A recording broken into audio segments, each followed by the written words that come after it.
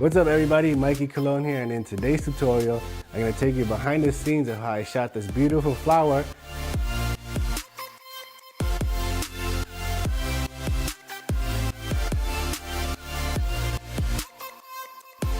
And then I'm going to show you exactly how I processed the image in Photoshop and Lightroom. Now before we get started, to say I'm a bit disappointed would be an understatement, as yesterday I was filming my macro photography tutorial and my GoPro overheated and froze after an hour of shooting. So long story short, that footage is gone, but luckily I had another GoPro on me, as I like to have two of everything as backup, and I was at least able to shoot the tail end of the tutorial. Now in the lost footage, I explained how shooting flowers is a very timely thing, as they don't stay in full bloom forever. As an example, a few years ago, where I used to live, there was a small park that had these trees that flowered. A few days later, there were petals everywhere on the ground. So I decided that very day to take pictures of my doggies Gizmo and Shuki, and I'm glad I did, as if I would have waited another day, there would have been no flowers on the floor since it rained and it washed away all of the petals.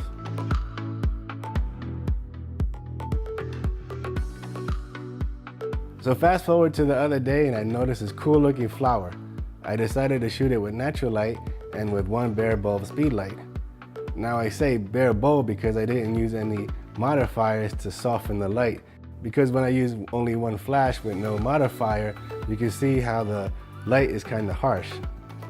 It looks kind of cool, but it's not what I really wanted to do. But I didn't know actually what I was doing. I was still experimenting, but I saw that day that I should use some type of diffusion. So yesterday I said, let me kill two birds with one stone. I'll do a tutorial video on what I'm thinking, my thought process, and I was gonna take you along for that ride. So I decided to use not just one speed light, but two speed lights, and these things called the Rogue Flash Bender. Now these Rogue Flash Benders are these things that you can put on top of your speed light to give it more diffusion to soften up the light. And they're a bit more portable than carrying around these giant soft boxes, especially for small things, and it just made life a little bit easier. Now I wasn't really planning on coming away with a money shot, I was just more experimenting, as macro photography is really hard, mainly because you only get about 2 millimeters worth of depth of field. So you really gotta nail your focus, and especially when things are windy, it's hard to keep the part of the flower that you want in focus. So overall I was happy with the results I was getting. But then once I put one of the speed lights with the flash bender behind the flower, I was completely blown away, as it looked like it was something that was shot in the studio, and it came out really, really nice, not to toot my own horn. So with all that being said, let's check out some footage from yesterday, and I will show you also how I processed the image in Lightroom and Photoshop. All right guys, just had to switch the battery because my GoPro was dying and didn't realize it, but I've been out here for over an hour. But that just goes to show you how you really gotta work something to get good results. It didn't feel like an hour. I guess time flies when you're having fun. All right, so now I'm just gonna take a couple more shots with different parts of the image in focus.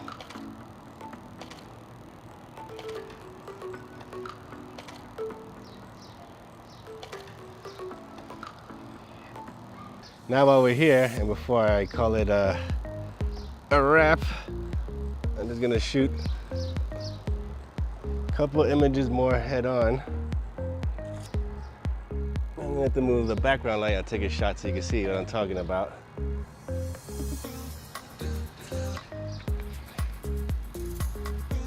The photography like this is a touch and feel kind of game.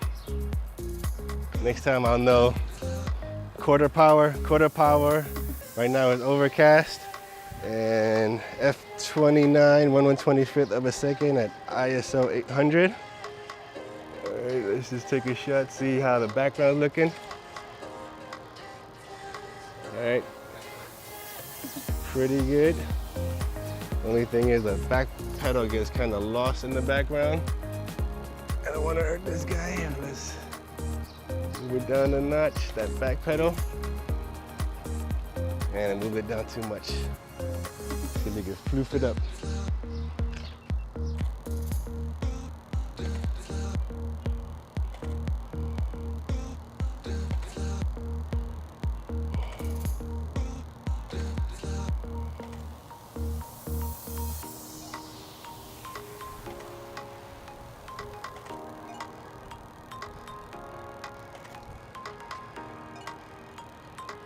All right, that is a wrap, ladies and gentlemen. It's about 12:30, and for the record, these guys are still sleeping. This is the flower I was shooting yesterday that inspired me to come out and shoot once again. And this guy is a lazy guy. Thankfully, this guy was awake, because if not, I wouldn't have shot this video. We have other flowers here as well. I'll show you real quick. Flowers and flowers, but those are pretty much common. But this sucker, I don't know what it's called, and I've never seen it before. All right, everybody, so this is one of the images that I took with two lights. One was to the left and one was to the right, and I like the way it looks. It's pretty crispy, nice and clean, but the background is a problem. As you could see, too much stuff and it's distracting. So I put the other speed light behind it and then the light to the left. All right, so let's quickly edit this raw file. Let's bring down the highlights a little bit to make it less bright. I'm gonna add some blacks to bring some contrast in there. Now the whites, I'm just gonna lift it up until it turns red.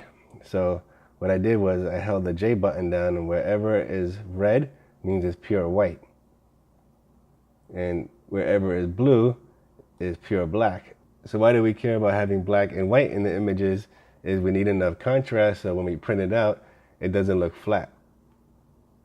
So let's add a little bit of saturation to make the colors pop, and I think that is pretty good. So since these were all taken at the same time in the same settings, I'm gonna shift click these three images, Command Shift S to synchronize the settings, check all, and synchronize.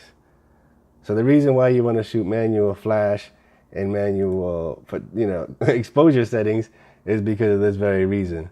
You can edit one image and apply the settings to all of them. So looking back, let's add some clarity to add a little bit of more punch. And now with this little strand, I'm gonna hold or press the Q button, and that brings up the quick spot selector. Let me see, spot edit tool. So what this does, it gets rid of little stray hairs and things of that nature. Do the same thing here. And one more time. All right, that is pretty good. So Command E to open up Photoshop.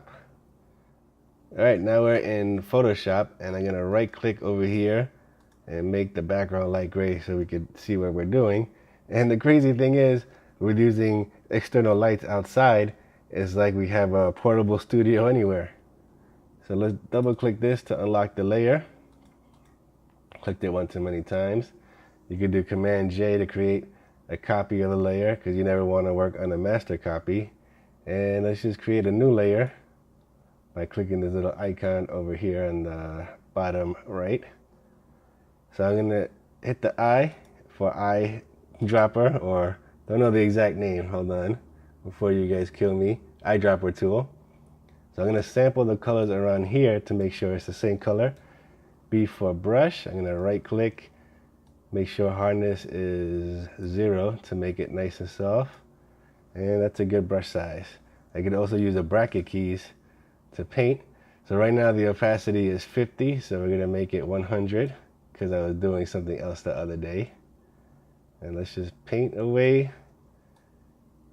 the Rogue Flash Bender.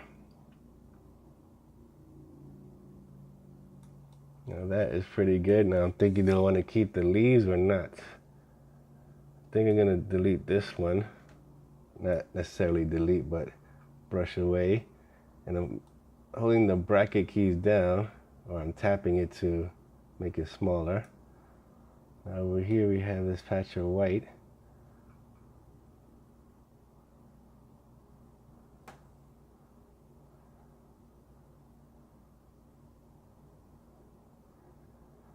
See, so if you remember from like a few seconds ago, the reason I went with a soft brush is more forgiving. You see that? If I go with a hard brush, see how the lines are straight and not very forgiving? So let's make our hardness again. You could always right click and adjust the brushes on the fly. Now this little thingy over here, let's paint that out. Right now, if I had a good Bob Ross impression, it'd be perfect. And this right here. And this little stem. Now that is pretty cool.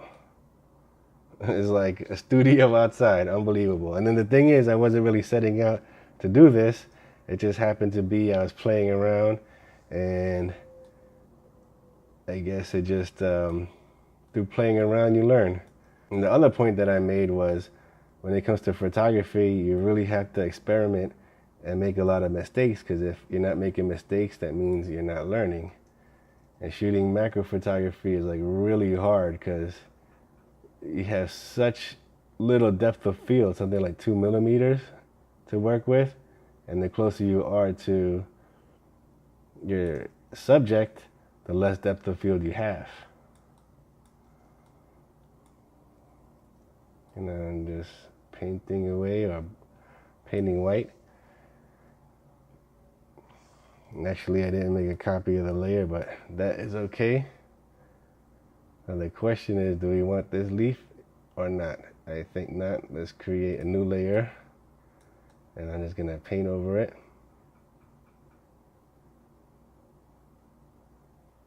If I want to go crazy, I could paint this brown leaf off, but I think I'll leave it. And that is good to go. All right, and let's go to the other image.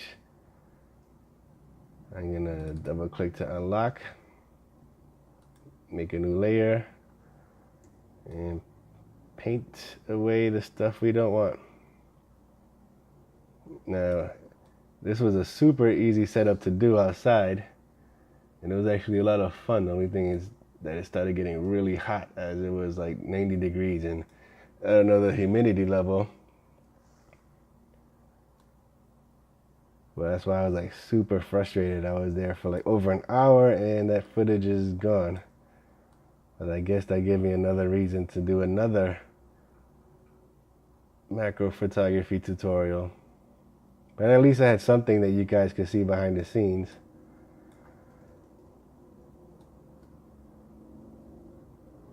All right. What do you think, guys? I think I'm just stunned that, again, I didn't set out to do this image, and just through experimentation and playing around, we got a studio quality shot, and I think it's even worthy of hanging on somebody's wall. In case you're wondering how I got rid of the palette, is a tab button. You tap the tab button, it gets rid of everything, and the F button, you tap it a couple of times and it'll make everything full screen. And if I wanted to, let's go in here. I'm holding the J button, and I could get rid of these little white specks.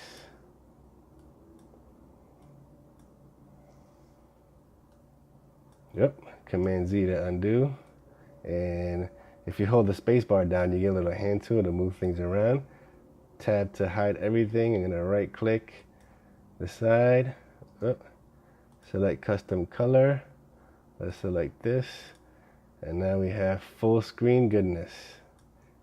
And now that I see over here, we missed a spot.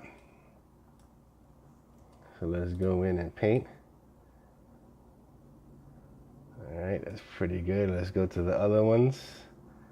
And I'm gonna leave that leaf in. Command plus to zoom in. I'm going to make sure this is a little bit more white.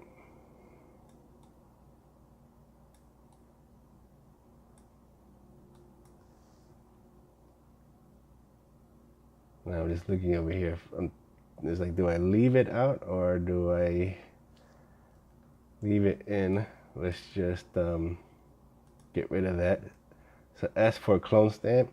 I'm gonna hold the Option key down, and now we paint it away or clone it away. Oh, went too far. B for brush, paint this out. S for clone stamp. This will be our source, so I'm gonna click there. All right, let's do a better job over here. Make the brush a little bigger. I'm gonna lower the opacity to, let's say, 50, just to blend it in a little smoother. And B for the brush. I'm gonna paint this little stem, make it a little bit neater. And bada boom, bada bing. That looks nice. All right, let's go to this one. All right, I think I'm good with that and good with this. And this is the one with the leaf in the shot. Now the thing about macro photography is, like, any little flaw, you notice it. Like all of this stuff is not very pleasing. So that's why I erased it from the other ones. I think this one might be my favorite. All right, guys, that is it. Hopefully next time I do one of these tutorials, I will have more footage for you guys, but I just wanted to get something out to you and not waste this time that I allotted for a tutorial video. So I hope you liked the video and gained some inspiration while learning a thing or two. Moving forward, you can expect more macro photography from me, as it was actually a lot of fun. I already went on a recon mission this morning to see if I could find some flowers to shoot at home, but out of these thousands of flowers, believe it or not, I couldn't find any flowers worthy of shooting it. They need to be flawless. With macro photography, you see every little imperfection and flaw. So I'm thinking I might have to head to a flower shop. Thanks again. Stay tuned for the next video, as I'll be taking you on the road to, I don't want to say what it is, as I don't want to ruin the intro, but it's going to be something really cool that you're going to enjoy. Thanks again for all your support, guys, out there.